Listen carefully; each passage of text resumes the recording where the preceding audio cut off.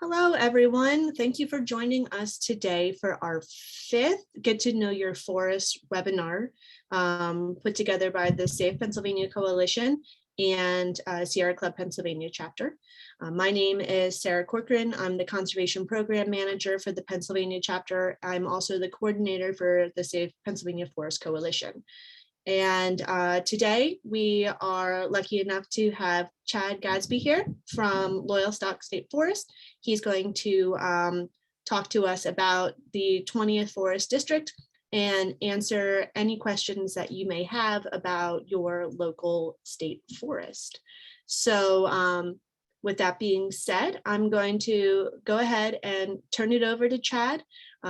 Like I had stated before we started recording today, please make sure to stay on mute for the duration of the presentation and during the Q&A. If you have any questions throughout the presentation or at the end of the presentation, please put it in your chat box, which can be found at the very bottom of your screen, and I will read them off at the end. If there's a quick question that I can answer in the chat, I'll go ahead and do so, but we will save the majority of the questions for our presenter at the end. So with that being said, take it away, Chad.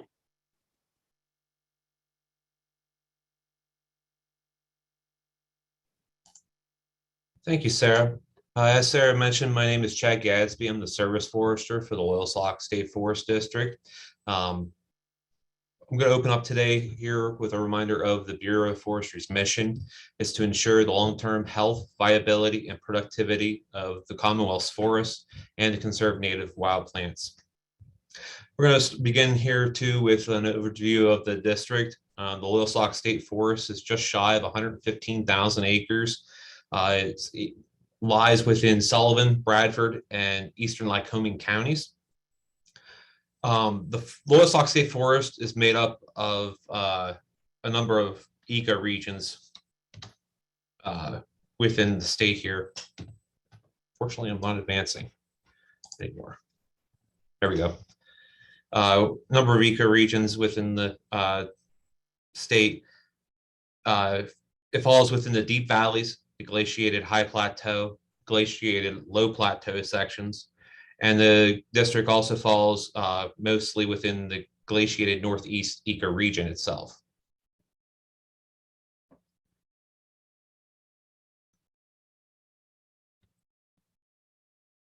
The geology in the Loyalsock is unique in a number of aspects. It's comprised of sedimentary rocks, including sandstones, conglomerates, and shales that are deposited during the late Paleozoic era from 541 to 251 million years ago. These rocks exist largely in horizontal beds that have been cut by the streams and formed the mountainous terrain. In more recent geologic past, the northern portion of the Appalachian Plateau has been subjected to glaciation, resulting in some distinctive landforms, such as the steep mountains, especially the flat-top mountains, and the glacial erratics that you'll find. One of the examples of those in the district is the split rocks that you'll find off of High Knob and along the Loyalsock Trail. The haystack mounds and the haystack associated rocks form a unique geologic feature found within the district. They're sandwiched between layers of the Huntley Mountain Formation, which is a consistently finely grained sandstone formation. The haystack formation consists of randomly oriented quartzitic sandstone with large quartz and chert pebbles located throughout. Geologists have theorized that this formation was the result of some cataclysmic event that deposited the material very abruptly, whereas most of the other material has been laid down over a prolonged period of time. The haystack formation is exposed in the Loyalsock Creek at the surface there in the Haystack Rapids area, which is a very popular recreation area.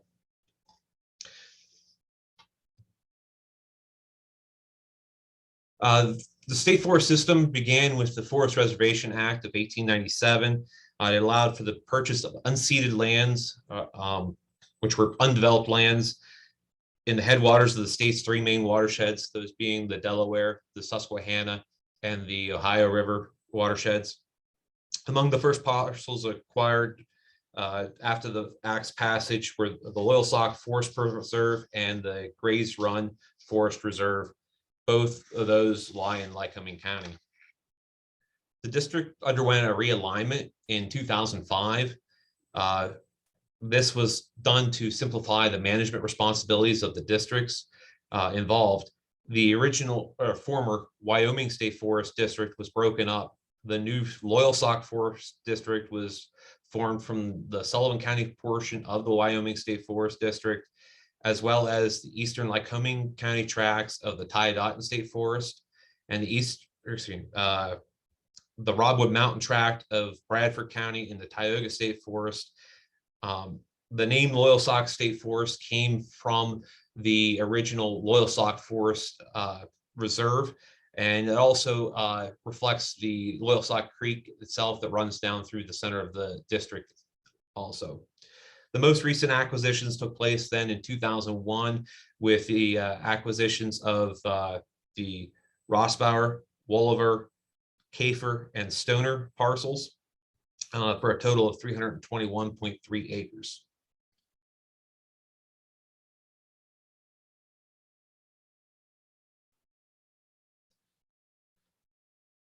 Within the district, we have a dedicated staff. The full-time staff is made up of the district manager, 2 assistant district managers, 6 foresters, 3 rangers, 1 forest fire supervisor specialist, 2 forest maintenance supervisors, 3 equipment operators, 2 maintenance repairmen, 1 administrative assistant, and 1 clerk typist. We also utilize seasonal staff, including 3 forest technicians, 1 ranger, 1 equipment operator, and 7 semi-skilled laborers, as well as a clerk typist. All these staff are utilized to the fullest extent to maintain the State Forest District's operations.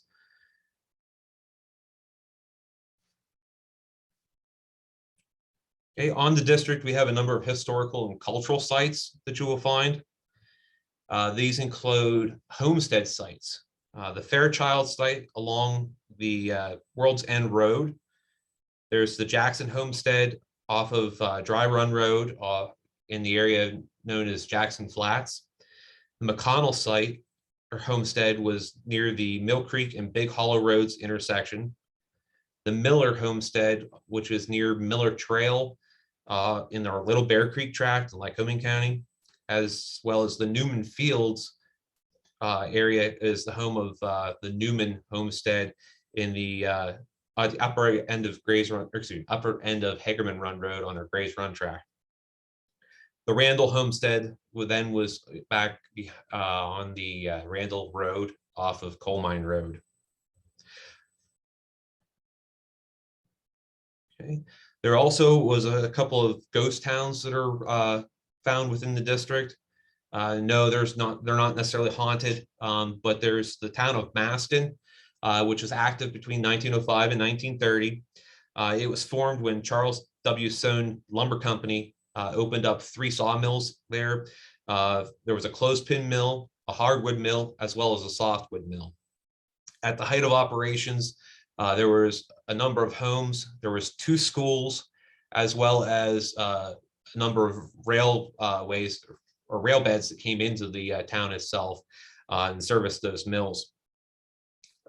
Today, you can find the remnants of the mill pond and the dam that were there, as well as various artifacts from the sawmills themselves, including some of the dog chain from the mill pond that was used to lift the logs out of the mill pond into the mills, and a number of saw blades have been found down in that area.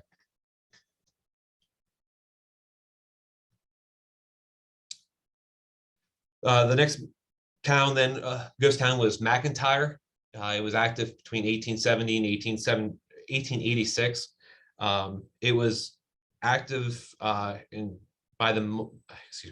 McIntyre Coal Company. Today, not much remains, but there is the cemetery and some old foundations. At the height of activity, there were some 300 homes up there, and there was even an inclined plane that serviced the coal company and allowed access then to the towns below in the valley around Ralston and Marsh Hill.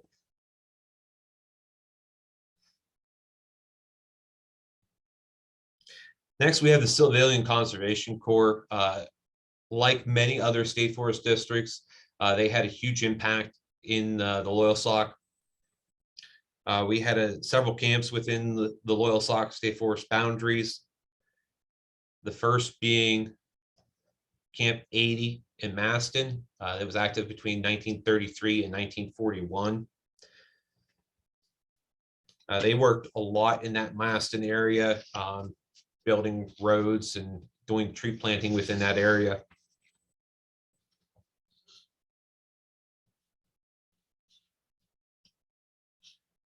We have camp number S95, Forksville, also known as Jakersville. It was active between 1933 and 1941. This is located off of Route 154, off of our Rock Run Road there, along the Loyalsock Creek. They worked heavily in the World's End State Park area. I believe, if I'm not mistaken, they also actually built the original dam works for the swimming area, as well as a number of picnic shelters and the cabins in the park itself.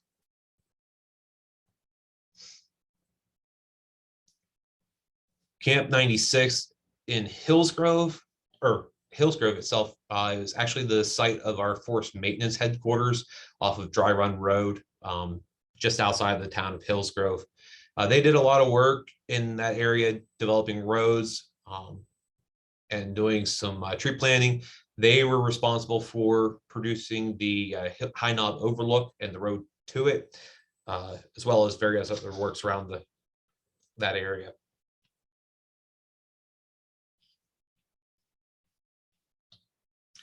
We have Camp S126 Bodine. This was over in our Grays Run area. It was active between 1933 and 1936. And they did a lot of work in that area on roads and tree plantings.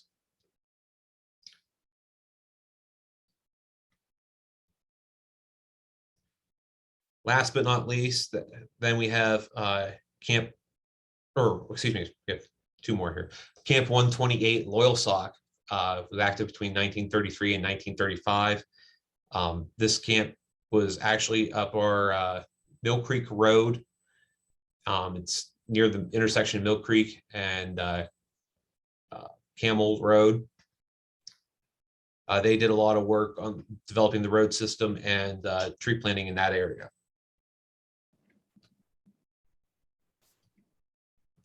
Last but not least, then we have Camp S145 Sand Spring. They were active then only for the 2 years of 1935 through 1937. That camp is located within the boundaries of our Little Bear Creek tract. As mentioned before, they did a lot of the tree plantings, and development there. But you also will find the remnants of these camps, a number of which are still have buildings still present there that are utilized as state forest lease camps.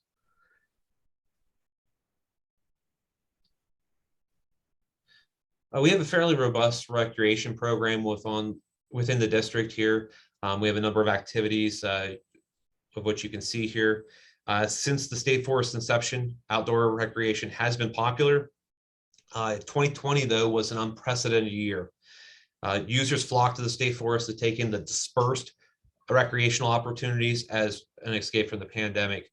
The Loyalsock district led the state in roadside camping permits issued, with over 1,500 permits and nearly 4,800 people utilizing those permits.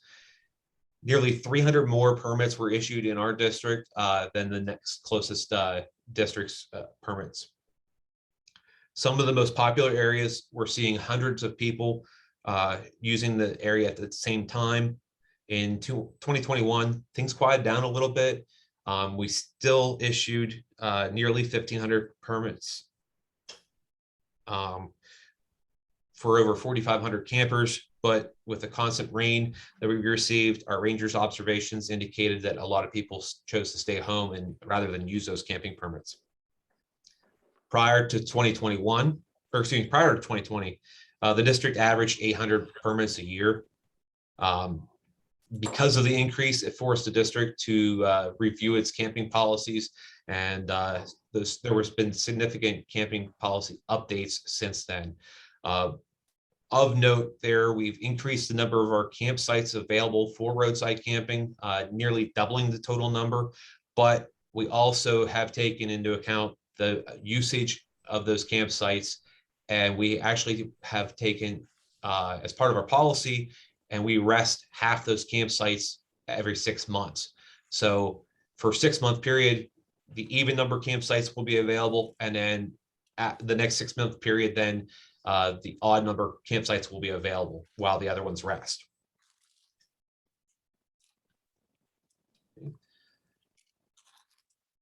As you can see, we've had a number of floods impacting the recreational in this district here.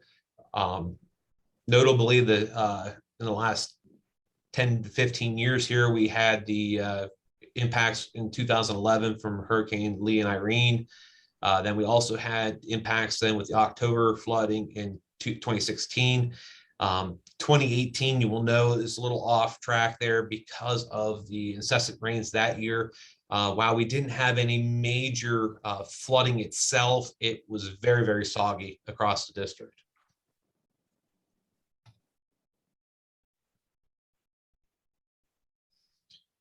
Next, we come into the resource management itself. Wildland and prescribed fire. Since the Bureau's earliest days, wildfire suppression and prevention have been of the chiefest priority. If you think about through the history of the Pennsylvania forest, from the 1800s to approximately the 1920s, the state was logged off, and the resulting ground cover there was a lot of slash and forest debris, as well as some regenerating young forest there at the time.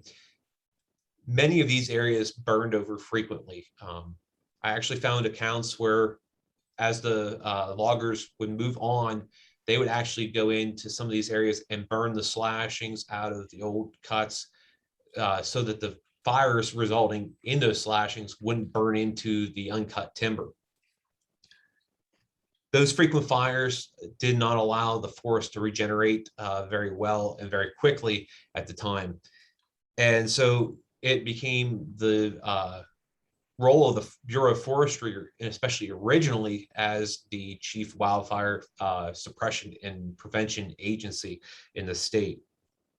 To accomplish our responsibilities for wildfire suppression and prevention, our forest fire supervisor specialist is tasked with supplying training and fire wardens and for the local departments.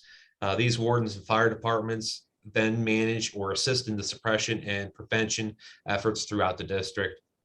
More recently, science has recognized that low intensity fire can be beneficial in the forest, especially in the oak forest. Since the passage of the prescribed fire legislation in 2009, we've been conducting burns in the state forest district here. Again, that's mostly in the oak. And the reason for that is when oak seedlings begin to develop, when they sprout out of the acorn, they spend a majority of their energy putting down a very robust root system.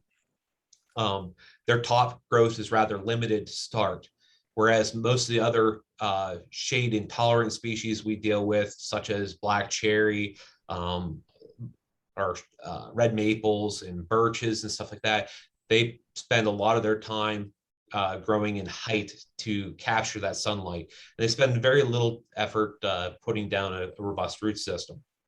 So when you have a fire burn through the area, it will kill off the top of the plant because of the root reserves that are in the oak, as well as the fact that it has a dormant bud system at or just below the soil surface that escapes these low intensity fires.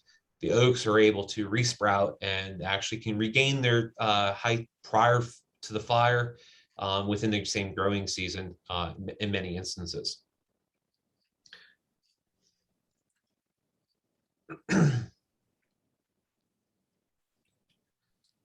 Wildlife and wildlife habitat management. While good timber management can generate excellent wildlife habitat, the district has seized the opportunity to work on with various partners on some targeted habitat projects. Currently, the main focus for wildlife habitat improvement has been on our Nettle Ridge area, which is off of High Knob Road. That area sustained severe damage to the forest as a result of Hurricane Floyd in 1999. The area was pretty well flattened, and it resulted in numerous timber salvage sales in that area. The resulting regeneration, due to a number of factors we'll discuss later here as being issues in timber management, led to the lackluster regeneration of that area. And since then, the staff has done a number of tree planting efforts up there. And now they're looking at some of those other stocked areas and areas that have had other poor regeneration results for improvement for wildlife habitat. The first being our Nettle Ridge food plot area, which encompasses about 4 acres. It's seeded and maintained by the local members of the National Deer Association. Formerly, that was the Quality Deer Management Association, as well as another organization I can't remember the name of right off the top of my head here. You'll see a photo of that in the upper upper left-hand side of the slide there. Next, we have the Musical Forest Project. That is approximately 20 acres of young forest habitat that was initiated on Nettle Ridge, which was funded by the National Musical Instrument Institute and Hardwood Foundation. Try saying that one 25 times fast. Their goal there was to regenerate forests to ensure quality hardwood growth as the musical instrument industry utilizes a number of hardwoods for the production of quality instruments. Last but not least, then you will, the musical forest photos in the center photo there. Last but not least, then we have the Nettle Ridge Grouse Habitat Project. It encompasses 82 acres also on Nettle Ridge there. It's a young forest habitat project that's made possible through a partnership from the Pennsylvania Game Commission, the local Rough Grouse Society chapter, and Penn College's wildlife class. These partners contributed either funding or labor or both. Of note there, this is more of a traditional grouse habitat project with a traditional checkerboard layout. And they've been working on that now for several years. The wildlife class students did a number of the cutting projects there. You can see the photo of them in the upper right-hand side of this slide.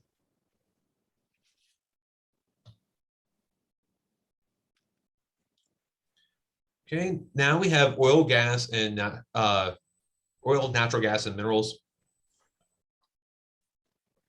In 2008, 20,470 acres were leased out for the development of the Marcellus Shale resource in 5 separate lease tracts. Tract 100, which you'll find in the photo there on the left-hand side there, is mostly in the Grays Run area there, or entirely in the Grays Run area. It was leased to Seneca Resources Company, LLC. Above that, then you'll see tract 551. That is on the Bodine Mountain and Frozen Run areas. That is leased to Alta Resources, LLC. And then in the right-hand photo there, you will see tracts 723, 724, and 726. All 3 of those tracts were leased out then to Pennsylvania General Energy. So those tracts lie in the Blessing Mountain, the Deadhead Chapman area below Jacoby Mountain, over into the Little Bear Creek area. And we move into our more traditional forest management. With non-commercial forests there, about 50% of the district's forest land is designated as non-commercial or limited resource. That means that the timber management is not the primary focus on those areas, or that harvest activities would face major challenges. The focus on those areas become more along the lines of wildlife habitat management, the promotion of rare, threatened, or endangered species, or unique plants within the region, as well as recreation. Also lying within that is our natural and wild areas programs.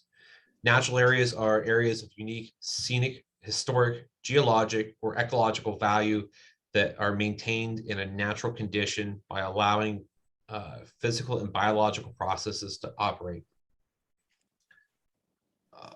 Usually without direct human intervention, these areas are set aside to provide locations of scientific observation of natural systems, to protect examples of typical and unique plant and animal communities, and to protect outstanding examples of natural interest and beauty.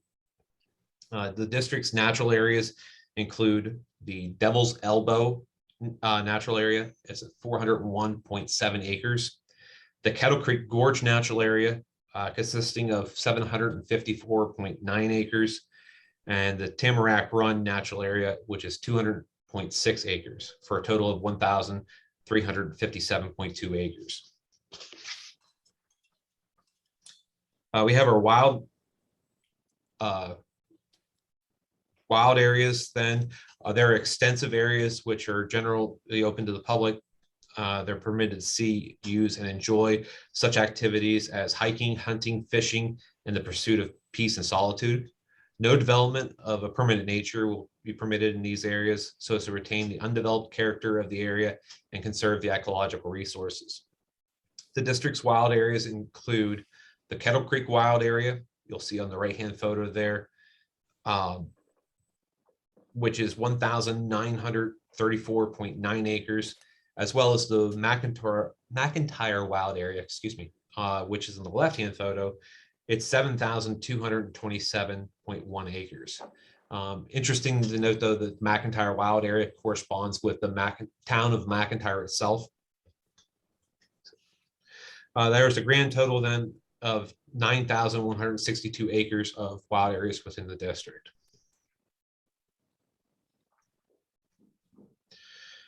We have our traditional timber management. As noted earlier, we're mandated to maintain the health and productivity of the forest. Along with that, we're asked to supply timber to the industry, quality timber that is, to the industry, to maintain it as an economic driver within the state itself. Approximately 50% of the district's forest land is designated for commercial timber management. Approximately 60% of the forest is typed as a northern hardwood forest. It contains a mixture of beech, maple, black cherry, birches, white ash, white pine, and hemlock. There's 7 other forest types within the district that make up the other 40% there. Oaks are a major portion of that other 40% there. To achieve the Bureau's goal of balancing the forest's age class while producing continuous supply of timber, a harvest allocation model was developed. The district's harvest allocation is 621 acres of overstory removal, 33 acres of shelter wood, and 155 acres of buffer harvests each year. And this is the responsibility of our timber management foresters then to make sure that that allocation is met. There's a couple different harvesting systems we utilize within the state to achieve those goals. The two main systems are the even age regeneration harvest as well as the uneven age regeneration. So even age basically means that the resulting forest is within a couple of years of all the trees are within a couple of years of each other, and as far as their establishment goes. Whereas uneven age forest, you have at least 3 distinctive age classes within the forest that are separated by at least 5 to 10 years. A couple of the harvesting sequences we will use for even age is going to be our Shelterwood sequence. Typically, that starts out as a seed cut, which we would go in and designate our lower quality trees for removal, and also for spacing. The idea is to allow extra sunlight to the forest floor to stimulate the growth of our new forest regeneration coming up through the forest floor there. Once that regeneration is established, then we would follow that up with our overstory removal. It's a different term. We have a different definition for overstory removals, but it's very similar looking to what you would picture as a clear cut.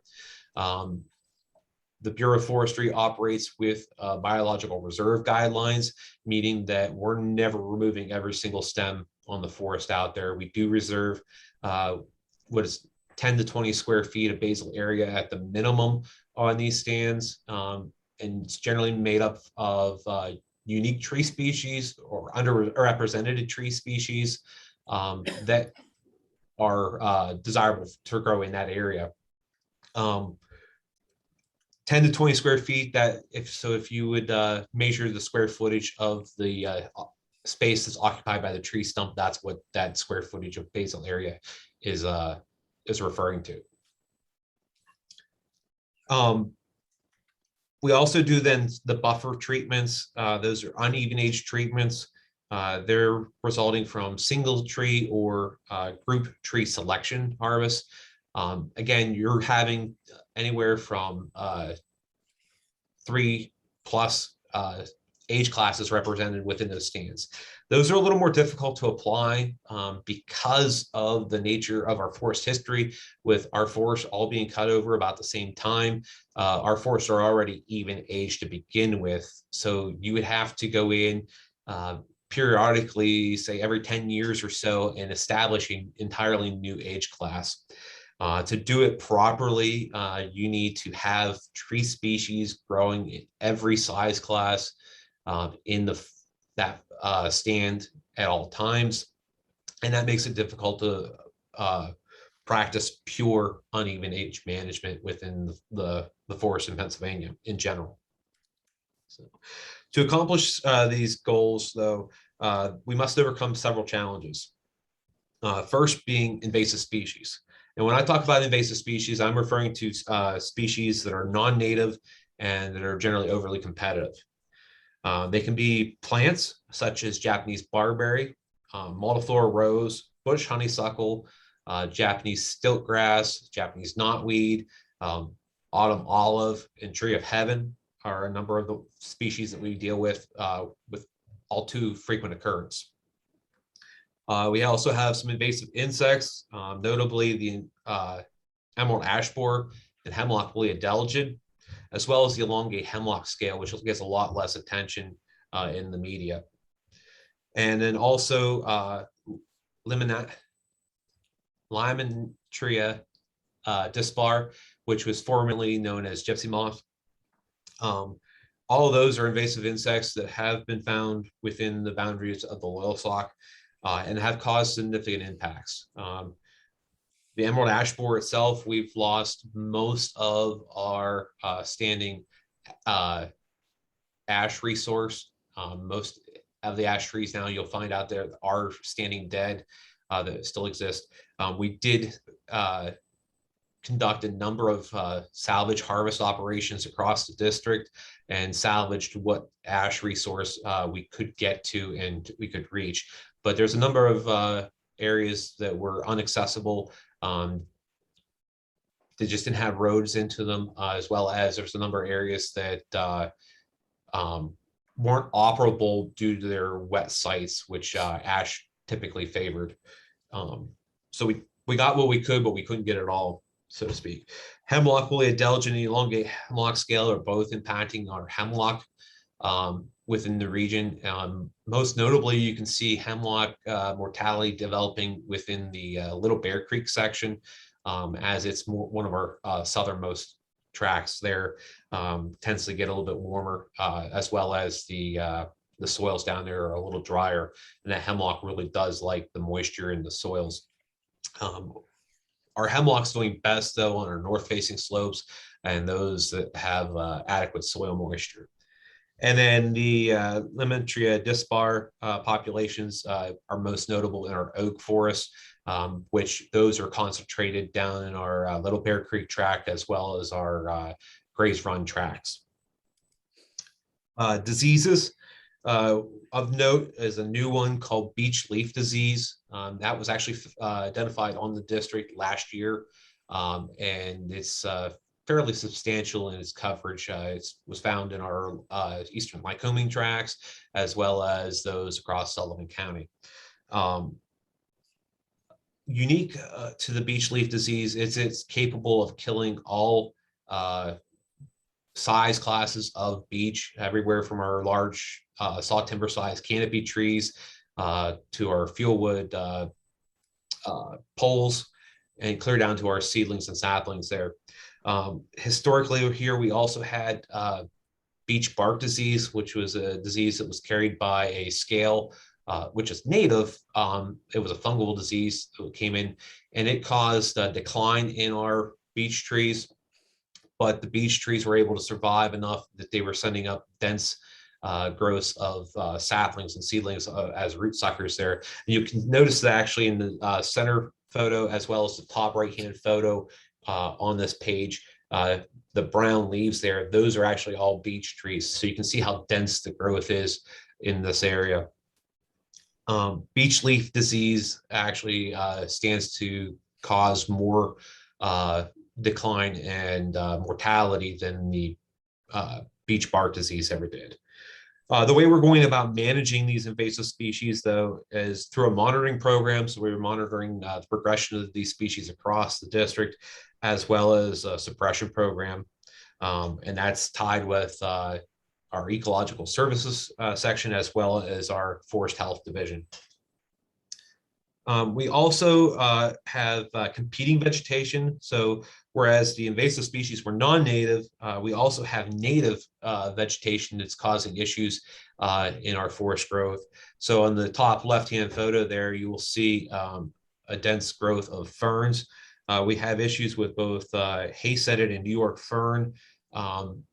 They're what we would classify as rhizomatous ferns. So instead of growing in clumps like our traditional Christmas fern or number of our wood ferns, they grow across the ground, spread out with these rhizomatous mats, and form dense subcanopies in the area, and prohibit a number of our tree species from being able to develop.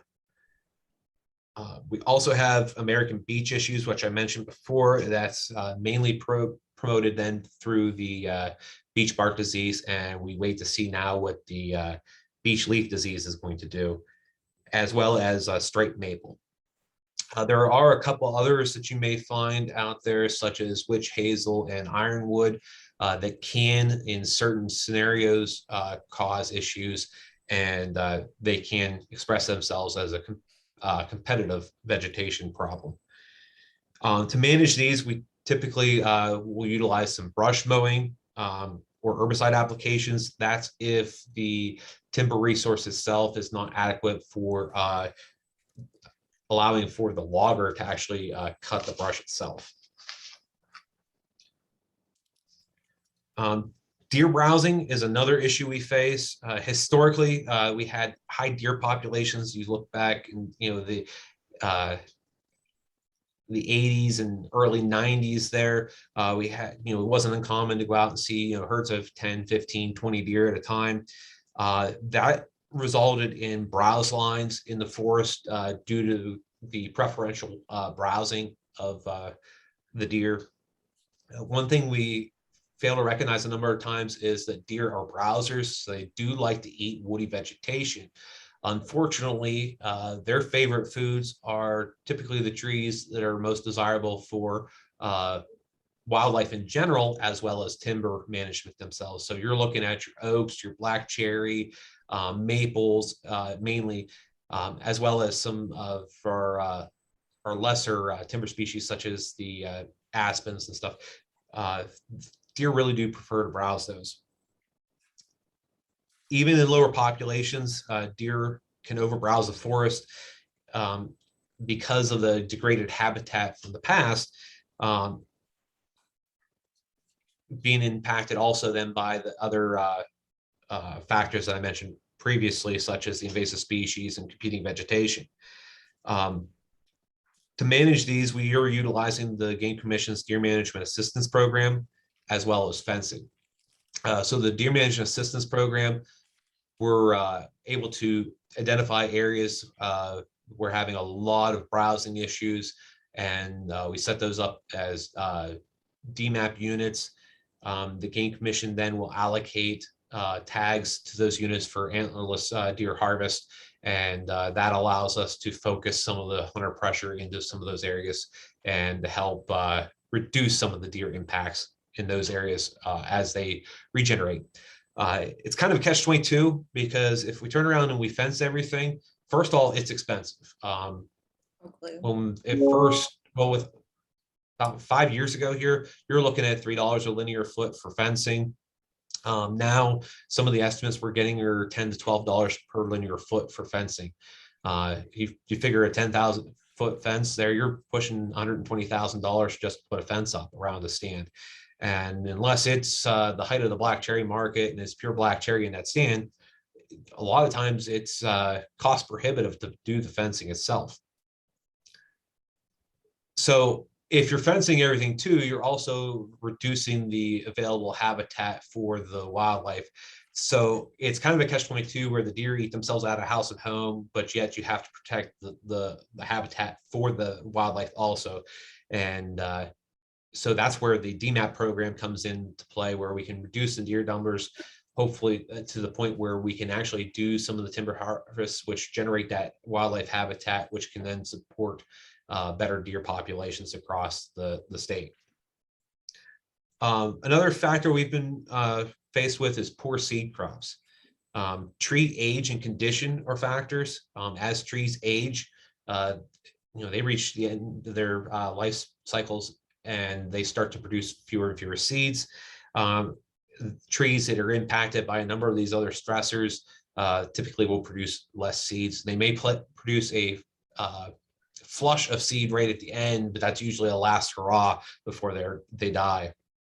The other thing we've been experiencing is a number of late frosts as well as some drought cycles.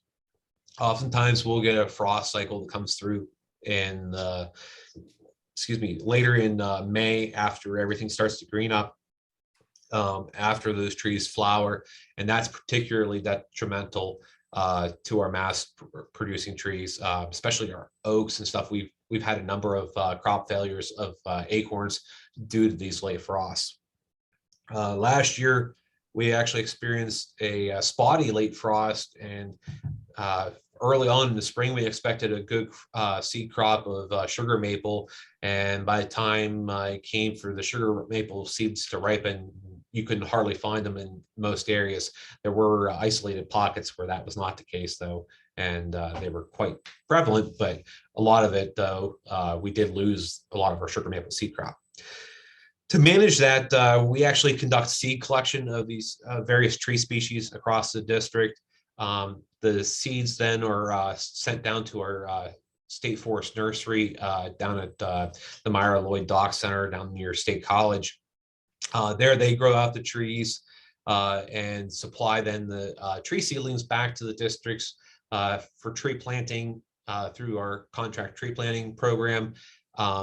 Typically, these plantings are not necessarily what you think of when you think of like Southern or Western plantation management. We do more of a supplemental tree planting. So we will go into areas that may have been have regeneration that's a little less than desirable and supplement numbers, as well as increase the diversity with some various tree species in those areas to bring the stockings back up to a better productivity level.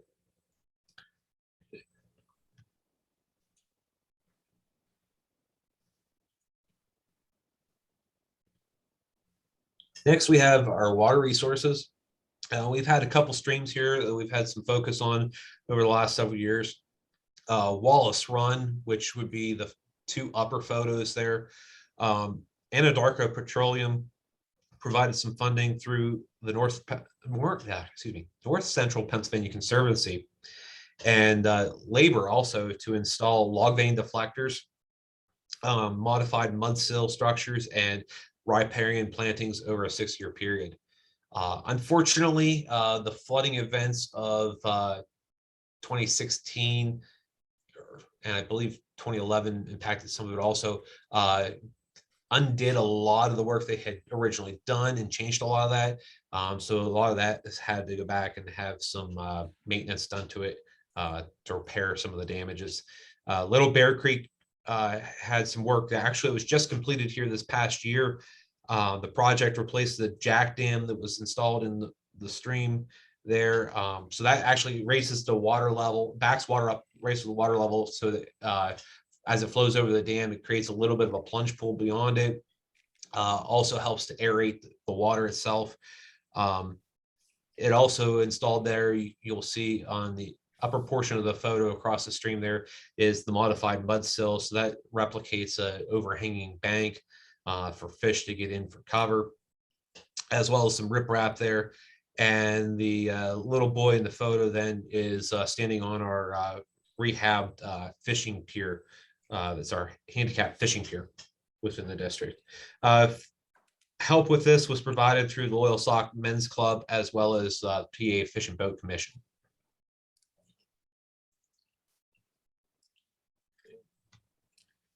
Non-timber forest products are also a part of our management there. We have wild medicinals.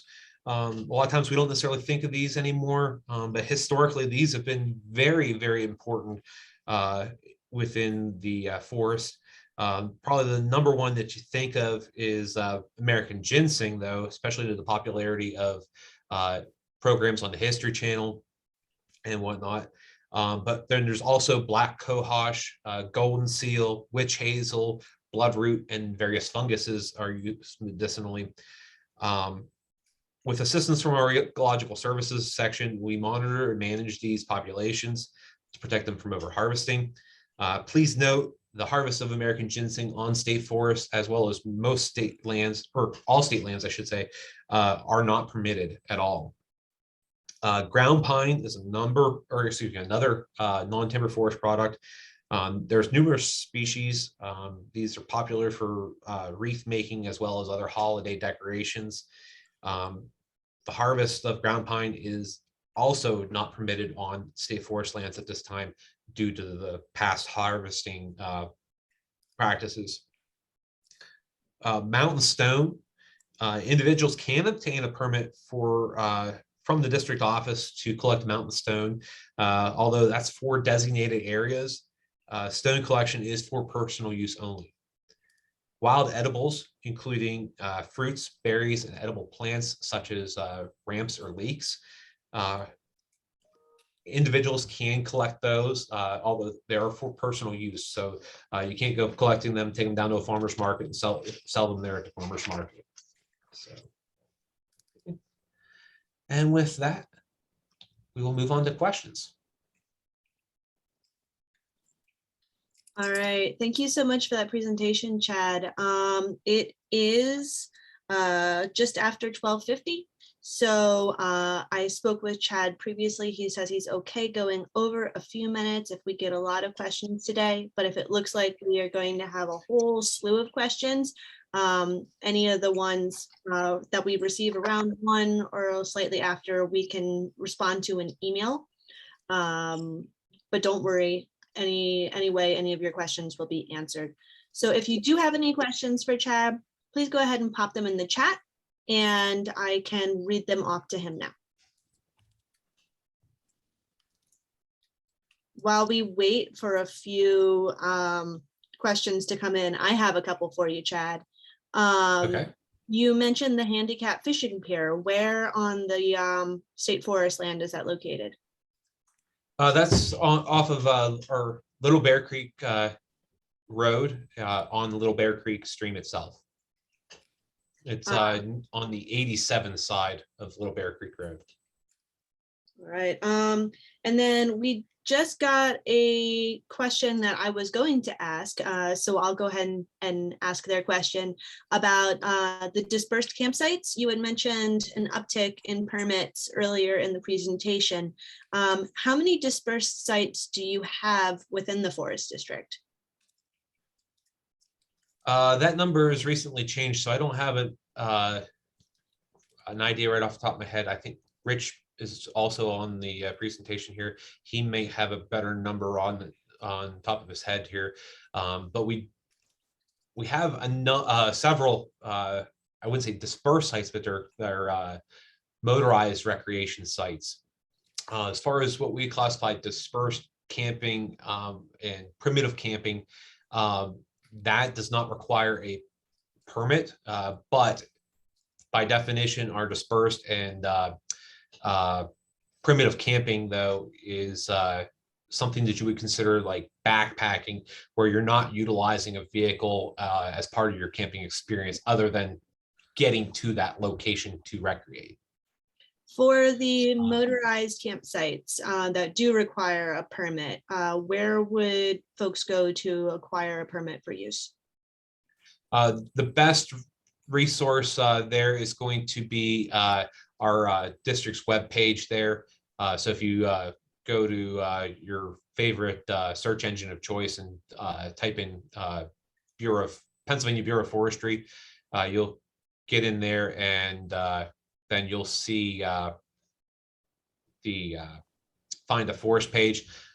From there, select the Loyalsock State Forest page, and you'll be able to find the information on camping within that page there. All right. We'll have maps as well as our camping policy there.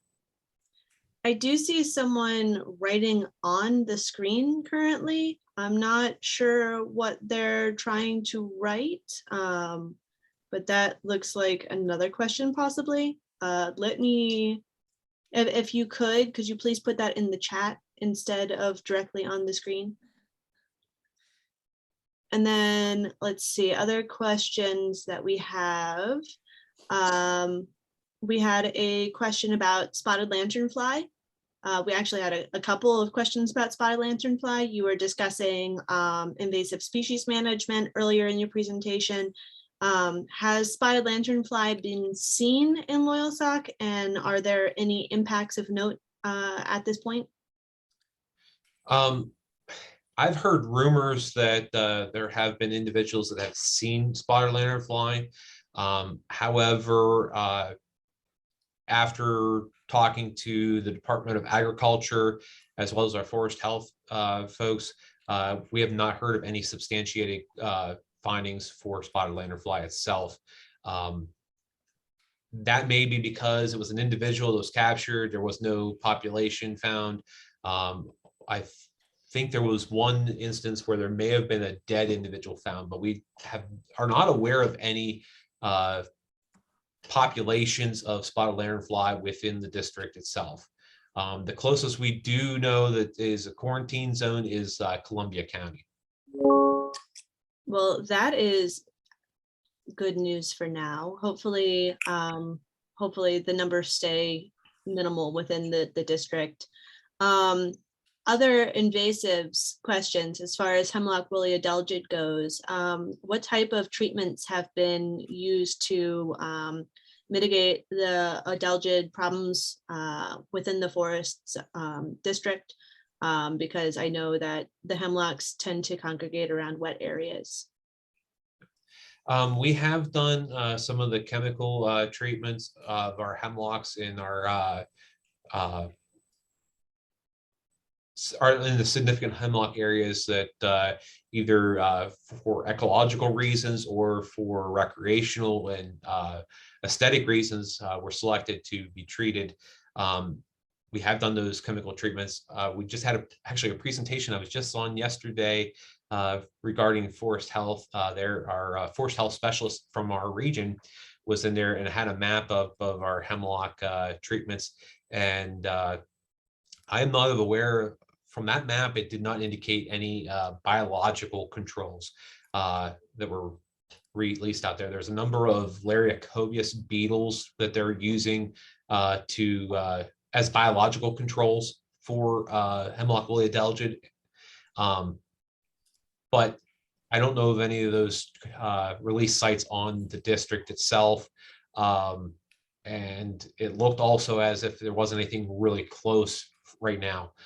The problem with the identifying and establishing the biological controls is you have to have the right conditions to do so. And I would guess right now, since we don't have any of the release sites on the district, that we just haven't had any of those areas that met the criteria for being a desirable release site. What I do know is you have to have the right site conditions. And one of the things is you have to have the right mix of healthy enough hemlocks to sustain a population of the hemlock woolly adelgid, as well as the hemlock woolly adelgid population itself. One of the issues we probably are facing is our winter weather conditions. Cold weather, extremely fairly cold weather. We're talking, below zero temperatures and stuff like that, can significantly reduce the hemlock woolly adelgid populations. And that could be a factor where our population ebbs and flows too much right now to act as a release site to build up a reservoir. So, Sarah, I was able to, I believe, make out what the question was written on the screen there. I believe they were asking about any information about getting rid of Japanese knotweed. As far as that goes, the best resource for Japanese knotweed control is going to be Penn State Extension. Their wildland weeds page does have some information there. There's some fact sheets and stuff on Japanese knotweed control. But the nitty gritty of that is going to be typically you're looking at the end of the winter there, that late spring time period there, pushing into the Memorial Day time period. Typically after your last frost, you go in and cut the knotweed back and allow it to resprout. And then you're looking about 6 to 8 weeks later, then you can go in and actually conduct an herbicide application on it. Typically, you're using glyphosate for that. I say glyphosate because glyphosate is the active ingredient Roundup, but depending on your scenario, Roundup may or may not necessarily be labeled for your application. I know it's not labeled for most forestry applications. So you can find generics of glyphosate in most of your agricultural supply centers, most of your garden centers. They're out there. But you can apply that. And then depending on the timing of application and the growing season that year, you may be able to follow that up with a second application should that not have sufficient control on it. The big thing with the control of Japanese knotweed is typically it's not a one and done treatment. You're typically going to have to follow that up for at least a couple growing seasons to get major control on it. If you're dealing with maybe a small clump of say 2 or 3 stems or something like that that is recently established, you're going to have a lot easier time controlling that than you are a patch, that may be acres in size, just because of the amount of time that it has had to establish. All right. So, again, like I said, the Penn State Extension Wildland Weeds webpage is probably one of the best resources there to get information, especially as far as rates and timing. And I can send a link to Penn State Extension's website when I send out the recording as well, if that would be helpful. We do have quite a few more questions I want to get to before we round up for the day. We had a question about the overall health of Loyalsock State Forest. They were asking in general how healthy the State Forest District is and what we can do to make it healthier. And then they also had a question about how much damage is caused by fracking and other related operations within the district. As far as the health, overall, I would say we're probably moderate in health. The big thing we've been seeing here over the last few years has been the surge of fungal diseases in the leaf, the foliage of most of your trees. And that's everything from our hardwood tree species such as oaks and maples, even into our conifers, our pines and spruces and stuff. We've been seeing a lot of fungal diseases lately. And the only thing we can really do there is to kind of hold back some of the rain, even out our rain cycles. We haven't had what I would say a typical rain in probably 4 or 5 years at least, where we have 1 or 2 days worth of soaking rain, where it just a nice shower. Most of our rainfall events in the last 10 years have been complete and utter downpours. We have some of these rain events here coming. 2011 and 2016 were notable ones where we were getting 7 and 8 inches of rain in a rain event. Some of them were getting 6 or 8 inches of rain in a matter of a couple hours. Just the sheer amount of rain we've had is promoting these, and especially the timing of the year. The spring of the year, we know that's supposed to be a rainy season.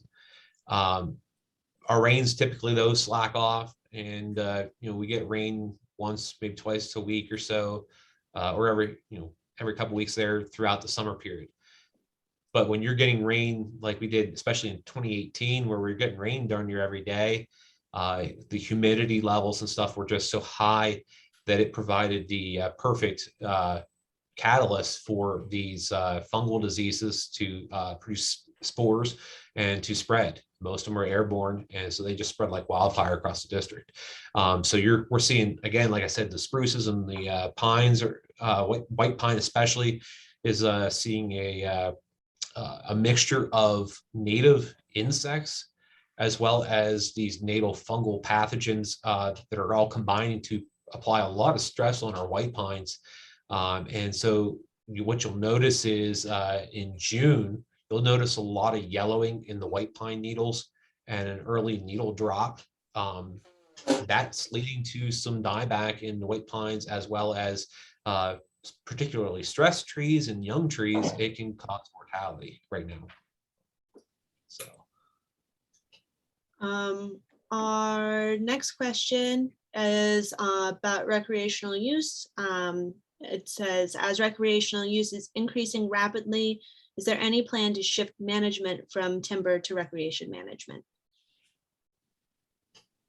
Well, we have been shifting more attention to the recreation, but by mandate, we are still mandated to manage timber. So it's this is a working forest, and we work both with recreation as well as management, or excuse me, yeah, both recreation as well as timber management. So that takes me to a question that's farther down. Does the forest district currently have a recreation forester, and would they be the best person to get in touch with about volunteering to help maintain trails and other work within the forest district? Yes, we do have forester. Aaron Young is our forester that's tasked with recreation. He would be probably best contact there.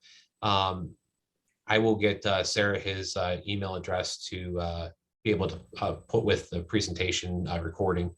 But you can call the district office's main phone line and ask for Aaron.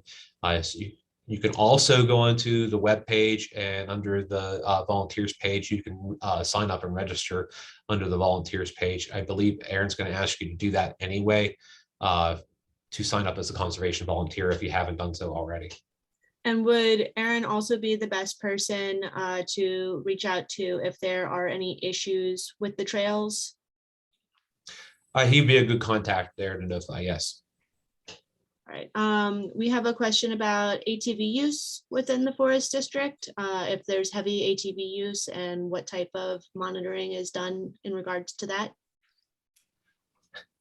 Well, I'll start off by saying our district doesn't have any approved ATV trails or shared use roads within the state forest boundaries itself.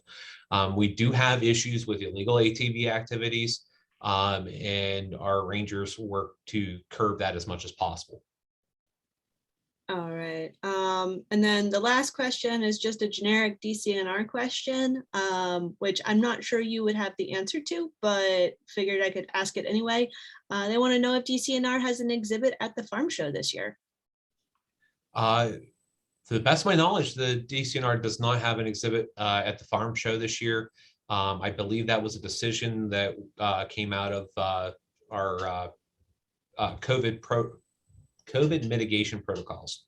So right now we've been asked to, as much as possible, do virtual meetings and not to refrain from as much as possible the in-person meetings with large groups. All right. Well, that was our last question for right now. If anyone thinks of any additional questions that they would like to ask Chad after our presentation is done today, his email address is up on the screen right now, and I will make sure to share that out with everyone when I share the recording later on this week.